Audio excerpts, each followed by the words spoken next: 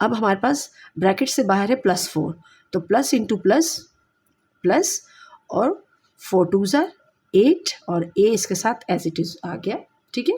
Then plus into plus plus 4 3 ज़ार 12।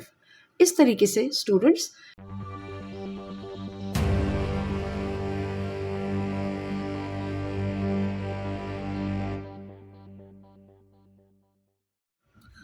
बिस्मिल्लाहिर्रहमानिर्रहीम। अस्सलाम वालेकुम स्टूडेंट, कैसे हैं आप सब। आप देख रहे हैं अपना यूट्यूब चैनल क्लासरूम कोच और मैं हूं आपकी इंस्ट्रक्टर और मैं आपको हेल्प कर रही हूं क्लास 6 7 8 के सिलेबस में। और आज हम सॉल्व कर रहे हैं क्लास 7 की एक्सरसाइज 7A। चैप्टर 7 है जिसका टॉपिक है, हमारे पास सब टॉपिक है उसका क्वाड्रेटिक एक्सप्रेशन। और स्टूडेंट 1 2 3 का कंटेंट ऑलरेडी अपलोड कर दिया गया है। अगर आप लोगों ने मेरी वो वीडियोस नहीं देखी है तो उसका लिंक इस वीडियो के डिस्क्रिप्शन में दे दिया गया है, वहाँ से जाके आप देख सकते हैं, सीख सकते हैं। वीडियो लाइक शेयर और सब्सक्राइब करना मत भूलिएगा। अब चलते हैं हम अपने क्वेश्चन नंबर 4 की तरफ और उसको रीड करते हैं, समझते हैं और फिर सॉल्व करते हैं। तो स्टूडेंट हमारे पास जो क्वेश्चन नंबर 4 है एक्सरसाइज 7A का, उसको हम रीड करते हैं। वो हमारे पास है expand and simplify each of the following expression. यानी हमने एक्सपेंड भी करनी है और सिंप्लीफाई भी करनी है। अब यहाँ पर हमारे पास जो टर्म्स होगी वो ज़रा ज़्यादा हो जाएंगी, ठीक है। यानी थोड़ा सा हमारा क्वेश्चन पार्ट 1 2 3 के से थोड़ा सा लेंदी हो जाएगा, लेकिन उसमें पार्ट 1 2 3 के स्टेप भी शामिल होंगे। तो अब हम चलते हैं, इसका ए पार्ट हम इसको समझते हैं और फिर सॉल्व करते हैं। तो हम स्टूडेंट हमारी जो एक्सरसाइज है वो हमारी एक्सरसाइज है 7A, जो क्लास 7 की बुक में से हम सॉल्व कर रहे हैं। और हम आज इसका क्वेश्चन नंबर 4 समझ रहे हैं और इसका पार्ट ए जो है उसकी वैल्यू हमारे पास है और वो हमने क्या करना है, एक्सपेंड एंड सिंप्लीफाई करनी है। तो हमारे पास है 4 मल्टीप्लाई बाय हमारे पास है 2A plus 3 bracket close, then plus 5 bracket start A plus 3 bracket close.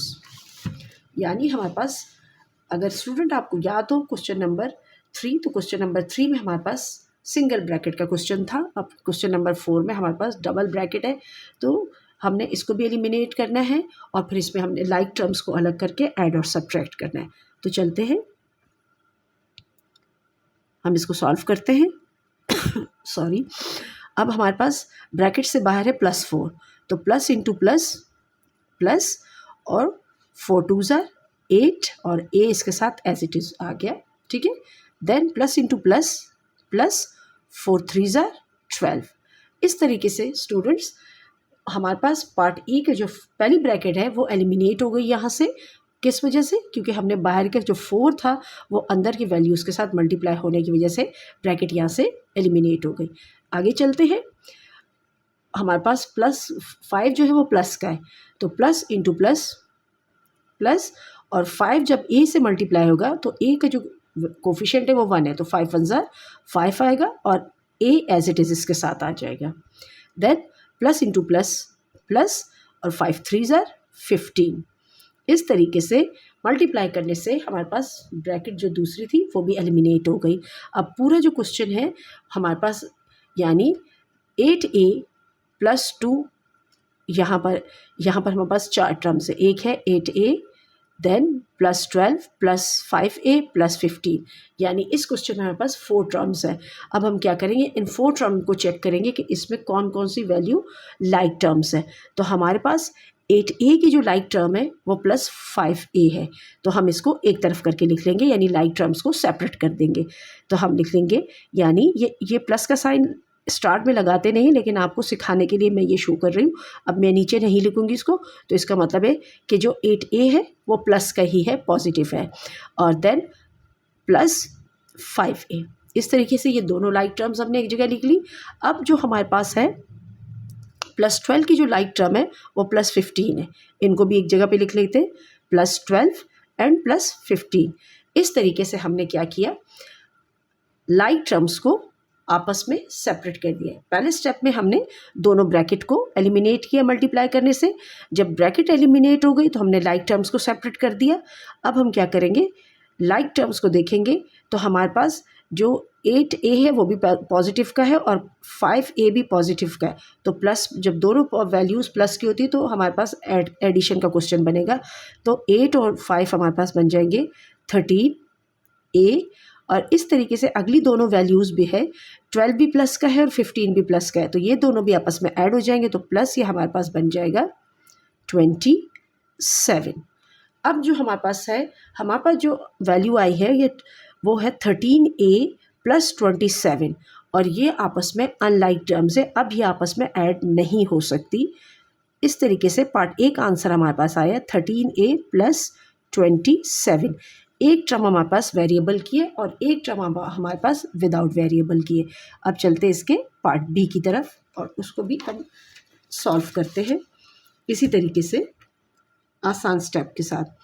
तो हमारे पास है 9 bracket start 5 minus 2b bracket close plus 3 bracket start 6 minus 5b। ये हमारे पास पार्ट बी की वैल्यू है स्टूडेंट। अब इसको भी हम पार्ट ए की तरह स्टेप बाय स्टेप सॉल्व करते हैं। पहले हम 9 को मल्टीप्लाई करते हैं 5 और माइनस 5b के साथ। इस तरीके से ब्रैकेट एलिमिनेट हो जाएगी हमारे पास। तो प्लस इंटू प्लस प्लस रहेगा और 9 5 ज़ार 45 या 5 9 ज़ार 45 plus into minus minus. Again repeat कर दूँ, अगर ब्रैकेट से बाहर पॉजिटिव का साइन होता है तो ब्रैकेट के अंदर के साइन को वो चेंज नहीं करता। 9 2 ज़ार 18 और इसका variable b as it is उतर आएगा। हमारे पास ब्रैकेट फर्स्ट ब्रैकेट यहाँ से मल्टीप्लाई करने के बाद एलिमिनेट हो गई है। अब चलते हैं सेकंड ब्रैकेट की तरफ। प्लस इंटू प्लस प्लस 3 6 ज़ार 18 प्लस इंटू माइनस माइनस 3 5 ज़ार 15 और इसका जो बी वेरिएबल है वो एज इट इज़ नीचे उतर आएगा। हमारे पास मल्टीप्लाई करने से दूसरी ब्रैकेट भी एलिमिनेट हो गई। अब हम क्या करेंगे, ये जो 4 टर्म्स हैं अब इसमें हम चेक करेंगे लाइक टर्म कौन सी है। अब हमारे पास प्लस 45 की जो लाइक टर्म है वो हमारे पास उसकी लाइक टर्म है प्लस 18। तो हम इन दोनों को सेपरेट कर लेंगे। देन माइनस 18b की जो लाइक टर्म है वो हमारे पास है माइनस 15b। ये भी हमने सेपरेट कर ली। अब जब ये हम सेपरेट कर लेंगे तो फिर हम आसानी से इसको ऐड या सब्ट्रैक्ट कर सकते हैं। अब पहली जो हमारे पास 45 और प्लस 18 है ये दोनों पॉजिटिव वैल्यूज़ है, दोनों के पास प्लस के साइन है, तो इस वजह से ये क्या हो जाएंगे, ऐड हो जाएंगे। सॉरी। तो जब हम इनको ऐड करेंगे 5 और हमारे पास जो 8 है, जब हम इनको आपस में प्लस करेंगे तो बन जाएगा 13 और 1 कैरी हो जाएगा तो 4 और 1 5 हो जाएंगे और जो 1 कैरी का है वो हो जाएगा 6, तो ये हो जाएगा 63। आगे चलते हैं। हमारे पास 18b जो है वो माइनस का है और 5b जो है वो भी माइनस का है। जब हमारे पास ऑपरेशन सेम होते हैं तो ये आपस में वैल्यूज़ ऐड हो जाती और साइन कॉमन लिखा जाता है। तो 18 और 15 जब आपस में ऐड होंगे तो 8 और 5 हमारे पास अगेन 13 हो जाएगा। 1 और 1 2 और एक कैरी वाला 1, तो ये हो जाएगा हमारे पास 3। तो इस तरह हो जाएगा ये 33b। और अब हमारे पास ये जो टर्म्स है यानी 63 माइनस 33b ये अनलाइक है, तो ये आपस में सब्ट्रैक्ट नहीं हो सकती, जो मैं पहले भी आप लोगों को कई दफ़ा बता चुकी हूँ। अब चलते स्टूडेंट इसके पार्ट सी की तरफ और उसको भी हम सॉल्व करते हैं। C bracket start 3c plus 1 bracket close plus 2 हमारे पास है 2c प्लस 3 और इस तरीके से हमारे पास हो जाएगा ये। अच्छा, एक c हमारे पास ब्रैकेट के अंदर भी 2c और ब्रैकेट में c प्लस 3। अब हम क्या करेंगे, ब्रैकेट को यहाँ से एलिमिनेट करेंगे मल्टीप्लाई करने की वजह से। तो ये हमारे पास हो जाएगा प्लस इंटू प्लस प्लस और c जो हमारे पास है उसका कोफिशिएंट हमारे पास 1 है, तो 3 1 ज़ार 3, तो हमारे पास ये हो जाएगा स्टूडेंट, यहाँ पर हमारे पास जो है 3C है, सॉरी मैंने इसको x लिख दिया है, तो ये C है हमारे पास। अच्छा, तो ये हो जाएगा और C आपस में मल्टीप्लाई होंगे तो कॉमन C आएगा। और अभी आप क्योंकि सीख रहे हैं तो मैं लिखूँगी कि दोनों सेम है, तो दोनों की पावर प्लस होगी, तो वो कैसे होगी, इसकी 1 पावर प्लस 1 इसकी, ठीक है, प्लस इंटू प्लस प्लस, और C 1 के साथ मल्टीप्लाई होगा तो सिर्फ C उतरेगा, ठीक है। देन नेक्स्ट ब्रैकेट की तरफ चलते हैं, इसको भी एलिमिनेट करते हैं मल्टीप्लाई करके, प्लस इंटू प्लस प्लस, 2 1 2, और C कॉमन है, एक जैसे है, लाइक वैल्यू टर्म्स है, तो हम क्या करेंगे, C लिखकर इस C की 1 पावर प्लस और अंदर वाली C की 1 पावर आपस में इस तरह लिख लेंगे ताकि आपको अच्छी तरीके से समझ आ जाए। प्लस इंटू प्लस प्लस, 2 3 6, और ये वाला C जो है ये इसके साथ एज इट इज़ उतर आएगा। नेक्स्ट स्टेप में हम क्या करेंगे, पावर्स को ऐड कर देते हैं। अब मैं प्लस का साइन शो नहीं करूँगी सर जी, क्योंकि आपको समझ आ गया होगा। तो ये हो जाएगा 3C square plus C plus 2C square plus 6C। अब ये हमारे पास पावर ऐड हो गई। अब हम कह देंगे नेक्स्ट स्टेप में हम लाइक टर्म्स को अलग अलग करेंगे। तो हमारे पास 3C स्क्वायर की लाइक टर्म है प्लस 2C स्क्वेयर, और प्लस C की लाइक टर्म है प्लस 6C। अब हमारे पास लाइक टर्म सेपरेट हो गई। अब हम क्या करेंगे, ऐड करेंगे, क्योंकि हमारे पास जो 3 है वो भी पॉजिटिव का है, 3C स्क्वायर और प्लस 2C स्क्वायर भी दोनों आपस में पॉजिटिव के। अब मैंने आपको पहले ही बताया हुआ है, जब सेम ऑपरेशन होते हैं तो वैल्यूज़ यानी कोफिशिएंट आपस में ऐड होते हैं। तो ये हो जाएगा 5। अब आपके जब हमारे पास एडिशन का क्वेश्चन बन जाता है, ऊपर मल्टीप्लिकेशन का था तो मल्टीप्लिकेशन में पावर ऐड हो रही थी, लेकिन यहाँ से कोफिशिएंट तो ऐड होंगे लेकिन पावर ऐड नहीं होगी अब, क्योंकि यहाँ से ये बन गया एडिशन और सब्ट्रैक्शन का क्वेश्चन। इस स्टेप में यहाँ हमारे पास जो क्वेश्चन है, हम यहाँ पर या तो ऐड करेंगे या सब्ट्रैक्ट करेंगे ऑपरेशंस को देख के। तो जब एडिशन और सब्ट्रैक्शन का इसमें पार्ट आ जाएगा तो फिर लाइक टर्म्स के जो है ना पावर्स ऐड नहीं होगी, याद रखिएगा, क्योंकि यहाँ से हम इसको ऐड कर रहे हैं। तो हम लिखेंगे 3 कोफिशिएंट को और 2 कोफिशिएंट को प्लस करेंगे तो 5 बन गया, और दोनों उसकी जो वेरिएबल्स हैं वो हमारे पास क्या है, नॉन लीनियर एक्सप्रेशन है। तो हम क्या करेंगे, इसको कॉमन लिखेंगे, यानी सिर्फ 2 लिखेंगे। कॉमन का मतलब है जब सेम होता है उसमें से एक लिखा जाता है। देन हमारे पास है, ये भी दोनों वैल्यूज़ हमारे पास क्या है, लाइक है, ठीक है। तो हम क्या करेंगे, और प्लस हो रही है तो प्लस करेंगे, इसका कोफिशिएंट 1 है इस C का, और इसका आपको नज़र आए 6 है, तो 6 और 1 जब ऐड हो जाएंगे तो ये बन जाएगा 7। और क्योंकि दोनों के साथ वेरिएबल C लगा हुआ है तो सिर्फ कॉमन लिखेंगे। मैं अगेन रिपीट कर रही हूँ कि यहाँ से हमारे पास जो क्वेश्चन है वो एडिशन बन गया। तो एडिशन में पावर कभी भी ऐड नहीं होती, जब तक मल्टीप्लिकेशन होती है तब तक पावर ऐड होती है, लेकिन जहाँ से मल्टीप्लिकेशन के रूल ख़त्म हो जाते हैं और हमारे पास जो वैल्यूज़ टर्म्स आती हैं लाइक, उनको या तो हम ऐड करते हैं या सब्ट्रैक्ट। तो यहाँ पर हम ऐड कर रहे हैं तो पावर आपस में ऐड नहीं है, और सिर्फ और सिर्फ कोफिशिएंट ऐड हो रहे हैं। तो हमारे पास क्या है, कोफिशिएंट इसका 1 था और इसका 6 था, तो ये 7 बन गया, और दोनों C कॉमन है तो एक C निकला, हमने लिख दिया। इस तरीके से हमारे पास जो पार्ट C का जो आंसर है वो हमारे पास है 5C स्क्वायर प्लस 7C, और ये अनलाइक टर्म्स है, इस वजह से ये आपस में ऐड मज़ीद नहीं हो सकती, और यहाँ पर अपना क्वेश्चन हम स्टॉप कर लेते हैं। अब चलते हैं इसके पार्ट D की तरफ।